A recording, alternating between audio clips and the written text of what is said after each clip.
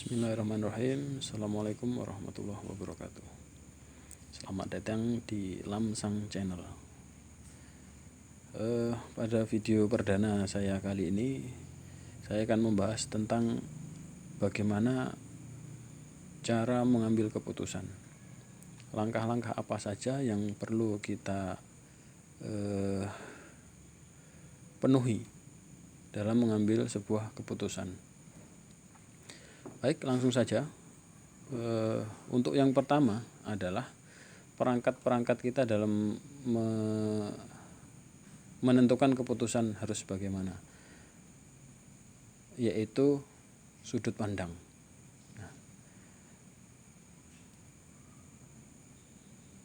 Dalam hal ini kita harus memiliki kelengkapan sudut pandang untuk menentukan sebuah keputusan. Contoh di depan teman-teman sekalian adalah sebilah keris yang masih tersarung di dalam warangkanya.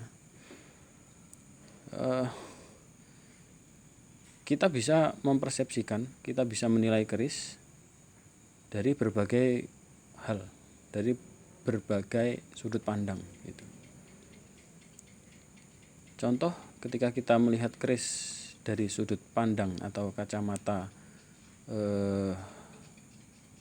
mistis, atau bekalan kita hanya sebatas info dari katanya dan katanya maupun dari media, maka hanya dari sudut itu saja kita akan menilai dan berkeputusan. Tapi ketika kita menilik atau melihat dari sudut sejarah, dari sudut kemanfaatan, dari sudut teknologinya, teknologi tempat yang saya maksud, kemudian dari sudut artistik, dari sudut seni, itu akan banyak sekali kita menemukan opsi-opsi Kita akan berkeputusan apa terhadap sebilah keris ini. Nah, terbayang teman-teman, dari sudut pandang saja kita bisa mengambil banyak keputusan, kita bisa bersikap begitu banyak itu opsinya ya. Kemudian selanjutnya adalah jarak pandang.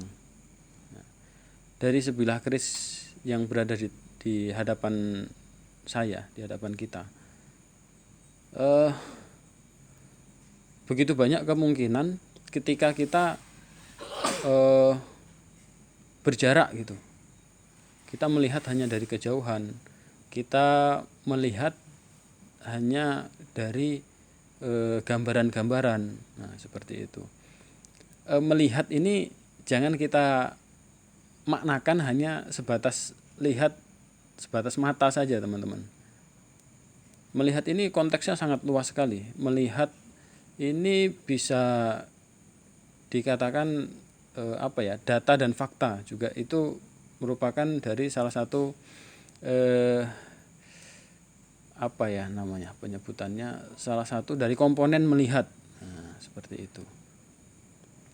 Kalau kita berjarak dari keris yang berada di depan saya ini, kita tidak pernah melihat, kita tidak pernah menyentuhnya secara langsung, kita tidak pernah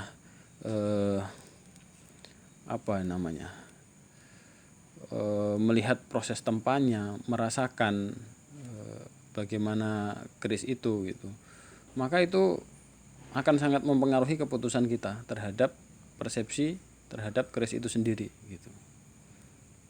Jadi sudah dua. Yang pertama adalah sudut pandang, yang kedua adalah jarak pandang. Jarak kita terhadap suatu objek, kalau dalam ini adalah keris, itu seperti apa Itu akan menentukan sebuah keputusan. Kita akan memutuskan memandang keris itu seperti apa. Kemudian yang ketiga adalah resolusi pandang. Resolusi pandang ini berkaitan erat dengan internal kita, teman-teman sekalian. Seberapa besar pengetahuan kita, seberapa besar wawasan kita, itu akan sangat mempengaruhi. Lebih kepada kebijaksanaan. Nah, seperti itu. Resolusi itu lebih kepada kebijaksanaan. Makanya ketika kita ingin mengambil sebuah keputusan, kita tidak pernah bisa hanya mengandalkan diri kita sendiri Orang-orang yang memiliki resolusi pandang tinggi itu perlu kita libatkan. Siapakah itu? Orang tua bisa jadi, guru, orang yang ilmunya, wawasannya lebih luas daripada kita, itu yang bisa kita mintai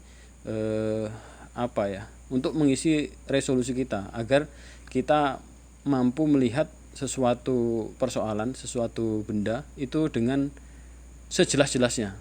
Seperti itu. HP yang kualitasnya rendah kameranya itu tetap bisa melihat sesuatu, hanya saja detailnya tidak akan seperti HP yang canggih seperti saat ini diciptakan, seperti itu. Kemudian yang terakhir adalah gawan pandang. Nah, ini yang sangat menentukan, teman-teman. Menentukan dalam arti adalah yang paling banyak mempengaruhi kita dalam mengambil keputusan. Itu berkaitan erat dengan latar belakang kita. Nah, seperti itu. Latar belakang kita ini apa gitu? Pendidikan yang kita lalui seperti apa, latar belakang lingkungan kita hidup seperti apa, kita besar di lingkungan apa. Nah, seperti itu. Seperti kita adalah orang yang hidup di lingkungan kesenian. Otomatis ketika kita mendengarkan musik, kita memandang sesuatu, itu akan berbeda dengan orang yang berada di lingkungan pekerja keras. Contoh seperti pernah ya, suatu ketika ada orang dari kampung diajak untuk jalan-jalan di galangan kapal atau tempat di mana kapal dibuat gitu. Itu kapal masih dalam proses pembentukan, dalam masih proses penghalusan gitu ya. Jadi yang terlihat adalah bentuk kapal sudah ada di situ. Hanya saja lempengan-lempengan besi gitu di situ. Masih dalam bentuk lempengan besi yang sudah dibentuk kapal. Terus sang orang dari kampung ini nyeletuk. Wih, ini kalau dibikin cangkul jadi berapa ya kira-kira? Nah, seperti itu, teman-teman. Jadi sudut pandang itu sangat gawan pandang itu sangat mempengaruhi cara pikir kita gitu. Ketika orang yang basicnya adalah petani kemudian mengomentari besi tadi itu ya, lempengan-lempengan besi itu akan berbeda dengan orang yang memang berada di bidang, kalau dalam ini adalah perkapalan itu tadi. Nah, seperti itu. Ketika kita melihat keris hanya dari bisa disebutkan hanya dari perspektif mistis saja, ya hanya itu yang akan kita dapat gitu. Kalau kita tidak memperluas diri, memperluas hati kita, memperluas pikiran kita, membuka lebar-lebar gitu, kita akan terkungkung dalam satu sudut pandang, satu jarak pandang, satu resolusi pandang yang itu pun belum tentu akurat, belum tentu kejelasannya gitu. Jadi banyak sekali komponen dalam kita memutuskan suatu perkara. Mungkin itu, teman-teman, yang bisa saya sampaikan. Mudah-mudahan bisa menjadi pelajaran untuk kita bersama, termasuk saya pribadi. Ini hanya sebatas teori yang saya dapatkan ya dari para bisa dikatakan sahabat sesepuh saya atau guru saya gitu ya. Jadi itu adalah perangkat-perangkat yang dibutuhkan untuk kita menentukan sebuah keputusan gitu. Jadi namanya itu perangkat, kita sama-sama belajar ya, ada kalanya kita lost control dalam memakai itu. Makanya kita memerlukan sosok penasehat. Dalam hal ini adalah orang tua, entah itu tua umurnya maupun tua ilmunya. Artinya orang yang berwawasan lebih luas dari kita gitu.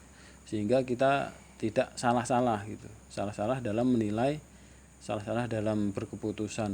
Nah, mungkin itu saja, teman-teman.